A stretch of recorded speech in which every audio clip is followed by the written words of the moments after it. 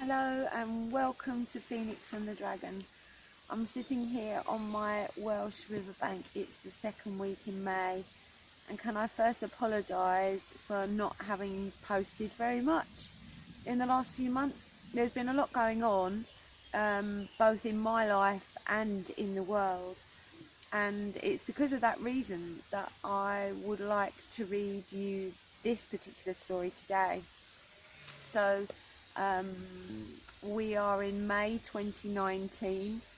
The fact that our planet is in dire crisis has been brought to the attention of everybody in the world, and now it's down to us as the species of humanity to pull together and do something about it. Needless to say, the news isn't all positive. There's a lot of people who are actually still denying that something terrible is happening, however hard that is to believe. Anyway, I wrote the story a couple of years ago. I entered it into a competition in a magazine all about eco news. Unfortunately, I didn't win the competition, but I still had the story.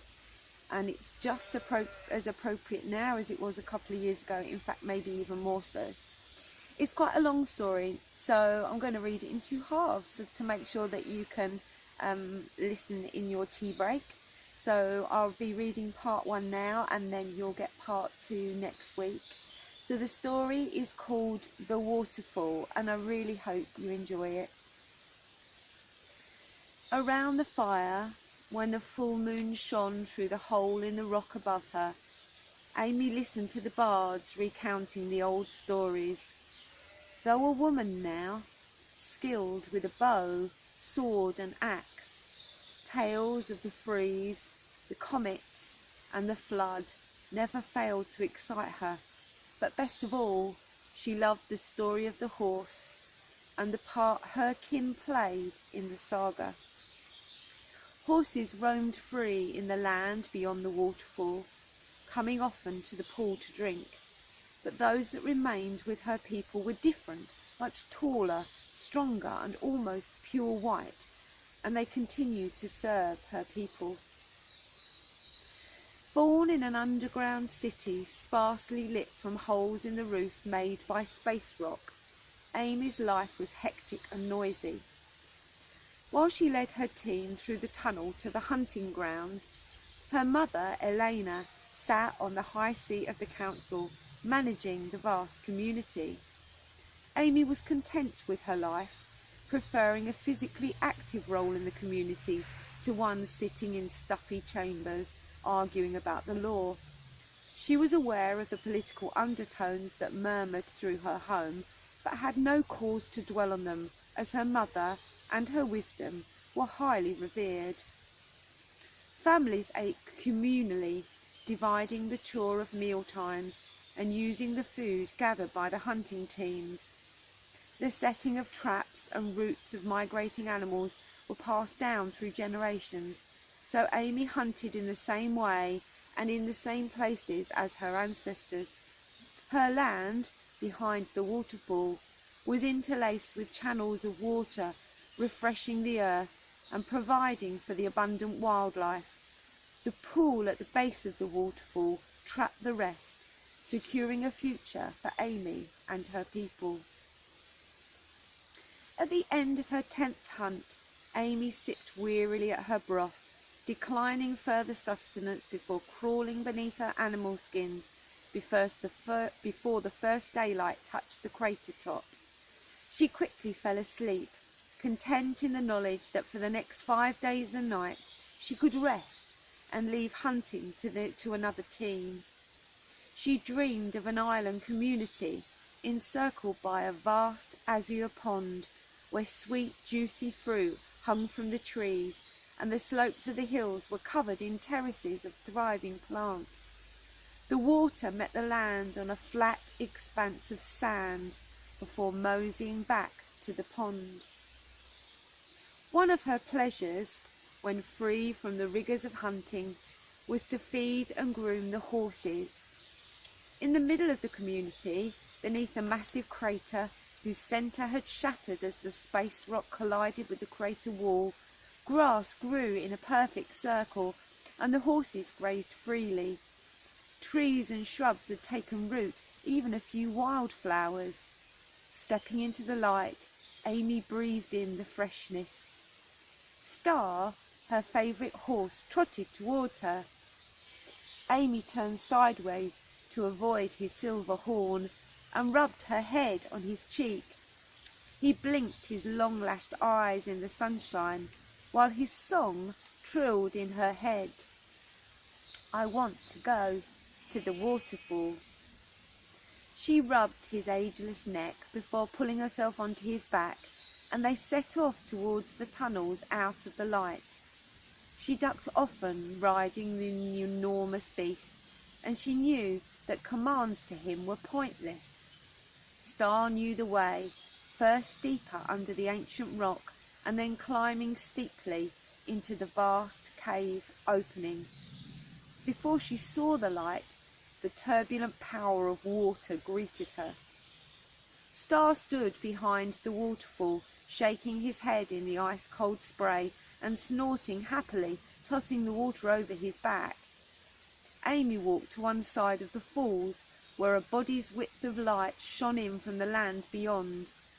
The skins and furs she wore grew damp against her, so she edged nearer to the gap, taking to her knees as the warm sunlight dried her. She could see the pool, its edges braced with boulders, then shrubs, before trees grew into the distance. A movement at the water's edge caught her eye. A woman comes to drink. Star's song focused her gaze on a particular rock. A dark-haired woman cupped her hands to the water and drank before splashing her face. She sank 2 bags, which Amy watched expand, before tying their tops and heaving them one on each shoulder. But something stopped her leaving. While Amy watched, the brown woman removed her clothing, unlike any Amy had seen before, and with a squeal of joy jumped into the water. Amy leapt up, her heart beating in her ears, before she let out a sigh as the woman's head bobbed to the surface.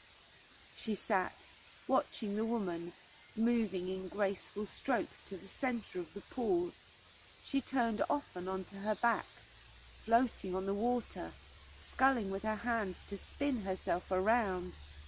Her hair spread out around her like sooty flames. Amy watched in awe. She stood to watch more as the woman swam back across the pool and dressed. Her skin and hair set her apart from Amy's community, but more than that, the clothes she wore looked of a pliable, softer material than any treated skin Amy had ever seen. Lifting a water bag on each shoulder, the woman stumbled to gain her balance before climbing over the rocks away from the pool. An urge to cry out to her rose in Amy, but what words could she say to a woman who didn't exist? That evening at the communal meal, Amy took her bowl and sat beside her mother. Elena's finger didn't move from the tablet she was reading, only a slight nod indicating she acknowledged Amy's presence. Amy's bowl was empty before she dared interrupt her mother. Star took me to the waterfall today. Elena pushed the tablet away with a sigh and ate from her bowl. He likes it there. A woman came to the pool. Elena's hesitation was momentary, but Amy saw it. You were mistaken. She filled 2 water skins and moved in the water like a fish. We are the only ones, you know this. Mother, I saw a brown-skinned woman at the pool. Elena's blue eyes locked with her daughter's. You are tired. It's the end of your hunting term. You were not seeing clearly. But enough! Her mother's voice did not rise in volume, but Amy knew her tone was final. She picked up her bowl and stood beside her mother, desperate to say more, but she knew Elena would not or could not listen. Their lives were founded on stories that after the cataclysms that racked the earth, only their people survived. How could the leader of the community admit to believing otherwise? Amy rode Star to the waterfall each day for the next 4 days, but no one came to the pool.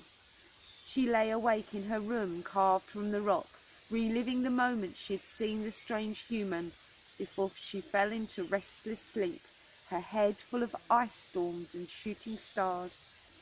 For 10 days she hunted for the community, no longer merely vigilant for signs of prey, but for other humans too. She saw no signs, and fell wearily into bed at the end of her hunting time.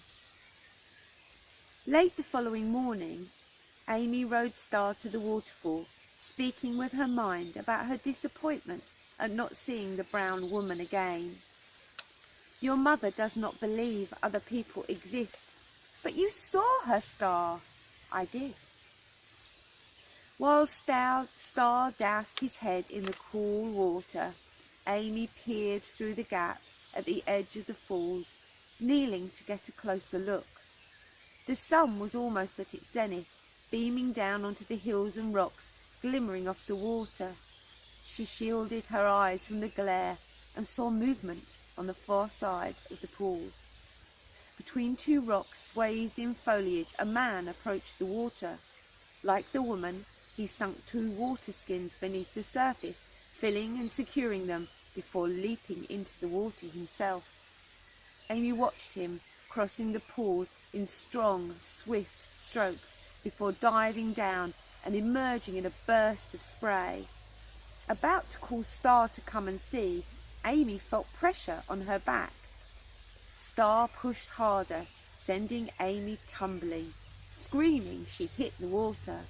Her heartbeat filled her head as she flailed her arms, desperate to take a breath, before strong arms pulled her to the surface and she allowed herself to be floated on her back towards the bank. She lay still, eyes closed, until pounding on her chest caused her to cry out and roll over.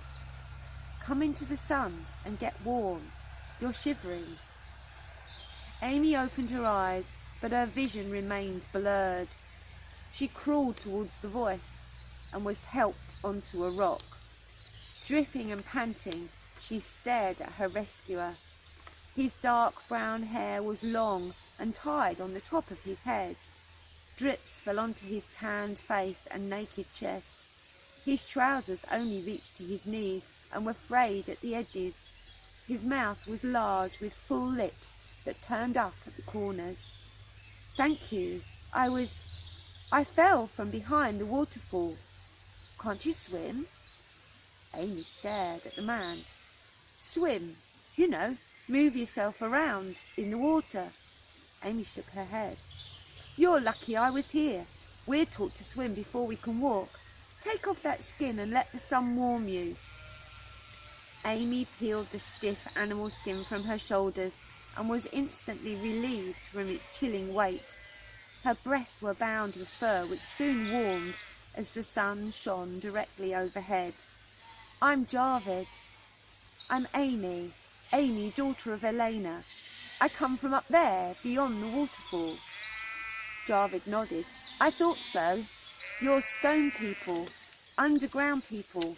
We have heard stories that tell how you carved your homes from the rock after the ice. Are they true?" "Yes, but who are you?" "Come with me. Come and meet my tribe. It's not far." Amy walked beside Jarvid, intrigued by the way his hair bounced as he talked. She answered his questions, but could tell him little except the stories she had been told. "You've been deceived, Amy. There are more people like me. I saw a woman by the pool and knew there must be." Instead of cool, dark caverns and shady forests, the landscape they walked through shone bright and green. Trees and shrubs hung over the path, birds calling from within them before flying away as they approached. Amy stopped often, her nose bombarded by glorious scent, her arms brushing past bushes and blooms. She skipped behind Jarvid, the sun pinking her pale skin as he told her the names of the flowers. Along the ridge of a hill they walked, rocks and hills in the distance to one side, and lush grass and abundant fields on the other. As if a switch had been flicked, the grass became drier and more brittle. Jarvid led the way down a path through scrubby bushes to a narrow opening between two huge rocks. Below her was a village. They stopped while Jarvid described how they made teepees to live in, and how they used the fertile slopes to plant seeds and grow food, but Amy heard little of what he said. From beyond the village, the sound of thunder reached her ears, and Amy saw the ocean. She raised a shaking arm and pointed. "It's the sea. The sea has kept us alive since the crops began to die. We started planting farther from the village, where water still runs, but the harvest this year may not be enough to sustain us." Amy took the offered hand and scampered down the slope. She sat with the villagers around the campfire, listening to their stories, her shameful face camouflaged in the glow.